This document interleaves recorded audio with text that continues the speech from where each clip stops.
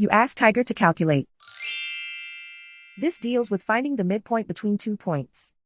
The midpoint between the 2 points is 45, 4.5. Let's solve it step by step. Plot the 2 points and calculate the midpoint using the formula. The coordinates of point 1 are, x1 equals 25, y1 equals negative 62. The coordinates of point 2 are, x2 equals 65, y2 equals 71. PM represents the midpoint of the 2 points.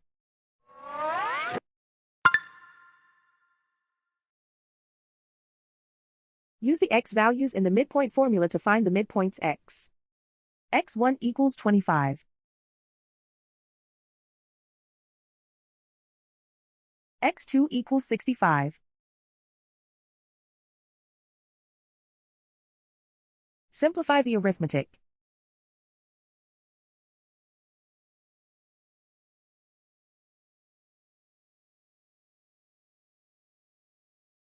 Use the y values in the midpoint formula to find the midpoints y. y1 equals negative 62.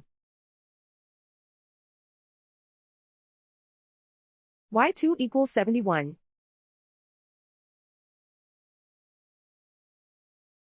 Simplify the arithmetic.